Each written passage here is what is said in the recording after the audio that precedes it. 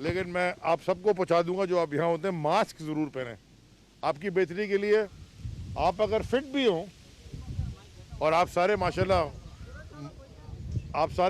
Fit हैं, आप सारे माशाल्लाह फिट हैं, लेकिन अगर आप फिट भी हों तो आप कैरियर ना बन जाएं, क्योंकि हम सबके घर में बुज़ुर्ग हैं, वालदैन हैं, हम मिलते हैं, हम फिट भी होंगे लेकिन इस एज पे उनके लंग्स थोड़े वीक हैं। तो मेरी सिर्फ दरख्वास्त ये है कि मास्क ज़रूर पहने और हाथों को सैनिटाइज ज़रूर रखें, क्योंकि जाने में या अनजाने में किसी को हमारी ज़ात से नुकसान नहीं पहुंचना चाहिए। अच्छा जी, मैं आज यहाँ क्यों आया हूँ? अक्टूबर 10, 2017 को एक पिटिशन मैंने फाइल की थी इसी सिंध हाई कोर्ट में, ऑनरेबल सिंध हाई कोर्ट में, कि जो इस शहर के साथ बड़ी ज़्यादतियाँ हुई हैं उन पे जो JITs बनी हैं उनको पब्लिक किया जाए, क्योंकि ये JITs अवाम के टैक्स पेयर के पैसे पे बनती हैं और उसी अवाम का इस शहर में कत्लेआम हुआ है। और जो लवाहिकीन हैं वो आज तक दर बदर के ठोकरे खा रहे हैं, सिर्फ इंसाफ ढूंढते हुए। अभी ईद से एक दिन पहले एक बड़ा हादसा हुआ, एक सानिया हुआ, जहाज क्रैश हो गया PIA का, और वो जितने लवाहिकीन हैं वो जायज़ बात कर रहे हैं। वो कह रहे हैं कि हमें एक तो वो DNA टेस्ट करा के फटाफट उनके बॉडीज हैंड ओवर की जाए, लेकिन वो सारे, मैं गया सबके पास, वो कहते हैं कि इसकी इन्वेस्टिगेशन करा के रिपोर्ट ज़रूर पब्लिक करें। यही कह रहे हैं ना सारे, आपके चैनल्स के ऊपर भी बैठे मैं देख रहा था, मुझे अफसोस हो रहा था देख के, क्योंकि दिल दुखता है कि कोई बेचारा किसी की बीवी का इंतकाल हो गया, कोई वालदैन खो बैठा, कोई बच्चे खो बैठा, अल्लाह ऐसी आजमाइश में ना डाले। तो सारे के सारे इन्वेस्टिगेशन को पब्लिक होने मांगते हैं और मैं उनके साथ एग्री करता हूं कि 100% जो इन्वेस्टिगेशन होती है वो पब्लिक होनी चाहिए। इसी तरह इस शहर, आपके शहर, मेरे शहर, शहर कराची के साथ, पाकिस्तान के फाइनेंशियल हब के साथ सालों साल ज्यादतियां होती रहीं। वो जमाना भी था कि ऐसी प्रेस टॉक करना कोर्ट में लोग डरते थे। वो जमाना भी था कि जो कोर्ट में आया तो पुलिस की वर्दियों में कुछ लोगों ने एक एक्स प्रोविंशियल मिनिस्टर की गार्ड की टुकाई कर दी। वो भी ये शहर ने देखा है। तो मैंने जब कोर्ट में गया 10 अक्टूबर 2017 में, तो हमारी क्या डिमांड थी कि उज़ैर बलोच साहब की, निसार मोराई साहब की, और साहब तो नहीं बोलना चाहिए लेकिन चलो, उज़ैर बलोच की और निसार मोराई की, यहाँ तो जरदारी को भी लोग साहब बोलते हैं, और बल्दिया फैक्ट्री फायर की जो JITs बनी है वो पब्लिक की जाएं। बिकॉज जो मीडिया में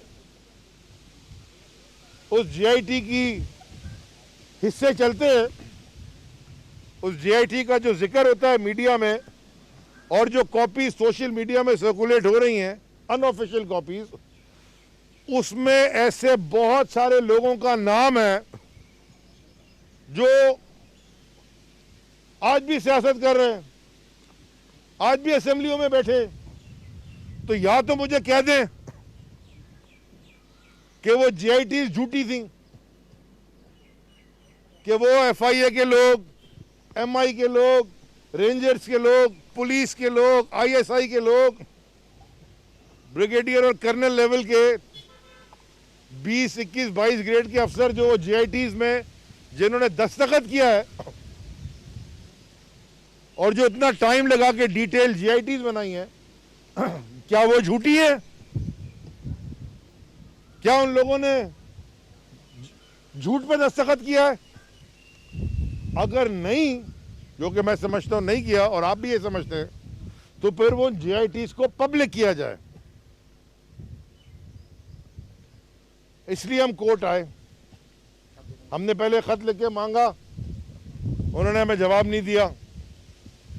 10 अक्टूबर 2017 को हमने पिटीशन फाइल की और 28 जनवरी 2020 में उसका फैसला आया। और दो बातें मैं आपको इसकी बताता हूं। सबसे पहले मैं ख़ास तौर पे शुक्र अदा करूंगा उमर सुमरो, बैरिस्टर उमर सुमरो का, जिन्होंने हम, क्योंकि इलेक्ट होने के बाद हम वजारत में भी बिजी हो गए, फिर इससे पहले इलेक्शन में बिजी हो गए, हर हियरिंग में वो अपीयर होते रहे और बड़े पैशन से उन्होंने केस लड़ा। वो आज भी इधर ही है लेकिन कोर्ट में है। बड़े जज्बे से, पैशन से उन्होंने केस लड़ा और यही बोल के लड़ा कि वो इमोशनली इस बात से एग्री करते हैं कि जो मैं सवाल पूछ रहा हूँ। ठीक है जी। अब वो फैसला, और ये जो इतने साल केस चला, इसमें ये बड़े जरूरी सुनने की बात है कि 3 बेंचेस बदली गई। जजेस ने अपने आप को रिक्यूज भी किया, ऑनरेबल जजेस ने, और सिंध हाई कोर्ट कंटेस्ट करती रही, सिंध हुकूमत, माजरत, सिंध हुकूमत सिंध हाई कोर्ट में कंटेस्ट करती रही कि कोई बहुत बड़ा, पता नहीं इन जेआईटीज में नेशनल सिक्योरिटी का इशू है, किसी की फैक्ट्री जल जाए और 250-300 मासूम लोग जल के राख हो जाएं, वो भी किसी का भाई था, बेटा था, मियाँ था, किसी का बाप था, वहाँ खवातीन भी हुई थी, वो भी किसी की माँ, बहन, बेटियां, बीवियां थी। उन लवाहिकीन का भी उतना ही हक है पता करने के लिए कि क्या हुआ था, जितना कि किसी और ऐसे हादसे का हो। लेकिन सिर्फ फर्क यह है कि जीआईटी के मुताबिक जो बल्दिया फैक्ट्री का केस था वो हादसा नहीं था, वो एक दहशतगर्दी थी। और उस दहशतगर्दी में जिन लोगों का नाम है वो पकड़े भी गए हैं, कुछ आप लेके भी आए हैं, पता नहीं कहां मलेशिया और कहां से पकड़ के। और उनके जो लीडरान थे वो बड़े पॉलिटिक्स भी कर रहे हैं, असेंबलियों में भी बैठे हुए हैं। उजैर बलोच की जीआईटी में जिनका नाम है वो आज भी एक पार्टी के सरबराह बने हुए हैं। कौन बचाता था? और पुलिस वालों जिनका नाम है वो आज भी पुलिस में है। वो डीआईटी में लिखा हुआ पुलिस वाले प्रोटेक्शन देते थे, एक्सटॉर्शन की, भत्ते की, कत्ले आम की, कब्जों की। लो जनाब, उनकी प्रमोशन हो गई सिंध में। मैं नहीं कह रहा ये जो जीआईटी आप लोग दिखाते हैं मीडिया की स्क्रीन पे या जो सोशल मीडिया पे चल रही होती हैं व्हाट्सएप ग्रुपों पे, ये उनमें लिखा हुआ है। तो ये जरूर पता चलना चाहिए कि ये जो जीआईटी दिखाई जा रही हैं, जो सोशल मीडिया पे चलती रही हैं, क्या ये वही सच्ची जीआईटीज हैं या आवाम को बेवकूफ़ बनाया जा रहा है? हो सकता है असली में कुछ और लिखा हो। इसलिए हम कोर्ट में गए। हम बड़े शुक्रगुजार हैं ऑनरेबल सिंध हाई कोर्ट के 2.5 साल की हियरिंग्स आफ्टर हियरिंग्स के बाद उन्होंने ये 28 जनवरी 2020 में ये फैसला सुना दिया और सिंध हुकूमत को हुक्म दिया कि इमीडिएटली ये जीआईटीज पब्लिक की जाएं या पिटिशनर को दी जाएं। सिंध हुकूमत का एक और मौक़िफ़ था कि जी मेरा इसमें तो कोई जाती नहीं है, माने मेरे शहर के लोग मर के खाक होकर जल जाएं, कत्लो गारत किया जाए उनका, और उन पुलिस वालों का जिन जीआईटी में जिक्र है वो आज भी हमारी पुलिस के अंदर भर्ती हो, तो मेरी ज़ात को फ़र्क नहीं पड़ता कि मेरे घर वाले शहर में नहीं रहते। वो एक अंग्रेजी में कहते हैं कि जब वो पिछले मोहल्ले के लिए आए तुम खामोश रहे क्योंकि तुम पे असर नहीं पड़ रहा था, फिर तुम्हारे मोहल्ले में आ गए, तुम खामोश रहे, फिर तुम्हें को फर्क नहीं पड़ा था, तुम्हारे घर पे नहीं आए थे। लेकिन जब तुम्हारे घर पे आ गए और तुम्हें डायरेक्टली अटैक कर दिया और फिर तुम शोर मचा रहे हो, लेकिन उस वक्त मोहल्ले वाले खामोश हैं। ऐसे नहीं चलती हुकूमत, ऐसे नहीं चलता मुल्क। जहाँ जहाँ गलत हुआ है वहाँ हमें यकजहती से खड़ा होना पड़ेगा गलत के खिलाफ। तो वो मैं शुक्रगुजार हूँ सिंध हाई कोर्ट का कि 28 जनवरी को उन्होंने ये जजमेंट दी कि JITs पब्लिक की जाए। उसके बाद हमने थोड़ा इंतज़ार किया। इंतज़ार करने के बाद हमने ख़त लिखा चीफ सेक्रेटरी साहब को सिंध के। मैंने लिखा ख़त, मैं पिटिशनर था, कि JITs की कॉपी प्लीज़ हमें फराम कर दें, कोर्ट का हुक्म है। मुझे ख़त का कोई जवाब आज तक मौसूल नहीं हुआ। ना उन्होंने केस को चैलेंज किया। हमने ये भी मौका दिया, कितने दिन होते हैं, 60 दिन, अब 60 से ज़्यादा हो गए। हमने मौका दिया कि शायद चैलेंज कर देंगे। इन्होंने कोई चैलेंज तो नहीं किया, इन्होंने चैलेंज भी नहीं किया। तो फाइनली आखिर में आज मैंने एप्लीकेशन सबमिट कर दी है सिंध हाई कोर्ट में कि सिंध हुकूमत ने, सिंध सरकार ने कंटेम्प्ट ऑफ कोर्ट की है, क्योंकि कोर्ट का ये हुक्म है कि JITs पब्लिक की जाए और सिंध सरकार JITs नहीं दे रही। और उस वक्त तो मैं एक आम शहरी था, उसके बाद MNA बन गया, फिर फेडरल मिनिस्टर बन गया। खान साहब ने समझा कि बन सकता हूँ, जब तक वो समझते रह सकता हूँ तो रहेंगे, क्योंकि बॉस तो खान साहब हैं, प्राइम मिनिस्टर तो वो हैं। तो एक फेडरल मिनिस्टर के ख़त का पर्सनली मैंने साइन करके भेजा, उसका जवाब भी सिंध हुकूमत नहीं देती। ये तो हाई कोर्ट को नहीं मान का फैसला नहीं मान रहे, तो हमारी क्या औकात है। तो इसके लिए मैं आज इनके खिलाफ मैंने कंटेम्प्ट ऑफ कोर्ट की दरख्वास्त सिंध हाई कोर्ट में जाहिर कर दी है। और अब इंशाल्लाह शायद दे दें, आज भी दे दें, JITs दे दें। ऑफिशियल साइन स्टैम्प कोर्ट में जमा कराई थी, मैं वकील से मशवरा करके वापस भी ले सकता हूं। लेकिन ये याद रखना मुराद अली शाह और तुम्हारे साथ जो 3 लोग घूम रहे हैं,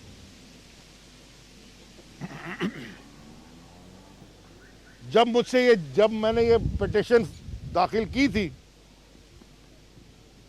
उज़ैर बलोच की JIT मांगी थी और निसार मुराई की JIT मांगी थी, तुम उस वक्त भी सिंध हुकूमत में थे।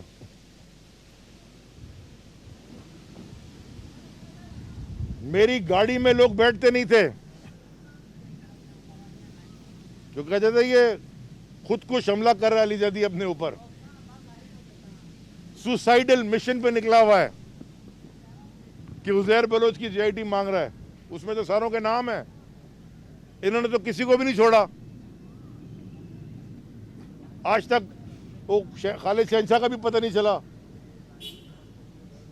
मैं इशारतन बात कर रहा हूँ, अक्लमंद को इशारा काफ़ी, और जो सुनने वाले देखने वाले वो मुझसे ज़्यादा माशाल्लाह अक्लमंद है। आज तक पता ही नहीं चला कि कौन किधर गया। बचाने वाले की जात मारने वाले से बड़ी है। ना ये जिंदगी हमें किसी और ने दी है, ना कोई और ले सकता है। अगर ये मुसलमान का ईमान ना हो तो फिर ईमान में शक होता है। अल्लाह की ज़ात पे ईमान रखो, और अगर कोई सच के लिए मारा जाता है उसे शहीद कहते हैं। मेरी ज़ात को कोई फ़र्क नहीं पड़ रहा कि JIT दे ना दे, लेकिन मेरी ज़ात को फ़र्क ये पड़ रहा है कि मेरे शहर वाले, उनके साथ जुल्म हुआ, ये कभी आइंदा से ना हो। और जो इसको करने में, ये क्रिमिनल्स को बैक करने में मुलव्विस है, उनको कैफे किरदार पर पहुँचाया जाए, उनका नाम पब्लिक किया जाए, उनको इस मुल्क के सियासत से बाहर किया जाए, लोगों को शक्ल दिखाई जाए कि ये लोग हैं जिनके ऊपर तुम भरोसा रखते रहे हो।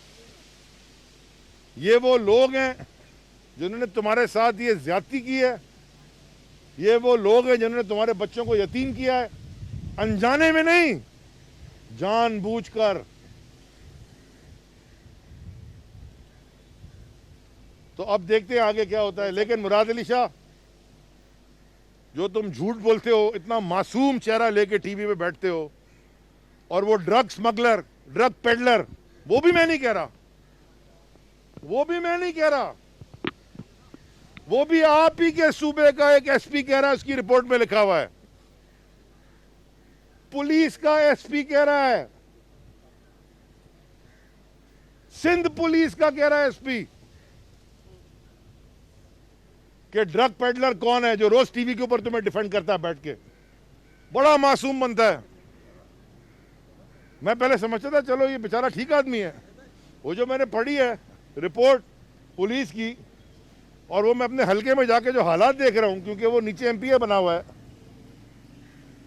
तो उसका भाई मुलविस है, उसी घर में रहता है, पहले गोलियों से मारते थे, दहशतगर्दों की पुष्पनाई करके, आज तुम बच्चों को ड्रग्स दे लेके बेच के उनको उससे मार रहे हो, और बैठ के शर्म तुम्हें नहीं आती, तनकीद करते हो। फेडरल गवर्नमेंट पे हर चीज में तुम फेल होते हो। वो आज डीएनए की टीम भी आई तो लाहौर से आई, रोज मीटिंग में बैठते हो सारे सीएम्स के साथ एनसीओसी की, और बाहर आके झूठ बोलते हो। तबाही मचा दी है पूरे पाकिस्तान की, क्योंकि कराची की तबाही तुमने मचाई है, और कराची के अलावा तो पाकिस्तान चल ही कोई नहीं सकता। सवाल सर, टिड्डी दल की यलगार है पूरे मुल्क में, तो आज सूबाई हुकूमत की तरफ से कहा गया कि वफाकी हुकूमत। गुफ्तगू सुन रहे थे आप वफाकी वज़ीर बहरी उमूर अली जैदी की, जो कि कराची में मीडिया टॉक कर रहे थे। उनका ये कहना था कि 28 जनवरी 2020 को सिंध हाई कोर्ट का जो फैसला है उस पर अमल दरामद किया जाए, जिसकी रूह से तमाम JITs की रिपोर्ट्स को पब्लिक किया जाए। ये बारहा मुख्तलिफ फोरम्स पे वो कह चुके हैं। उनका ये कहना है कि बहुत से लोग जो इस रिपोर्ट में मुलव्वस पाए गए हैं वो आज भी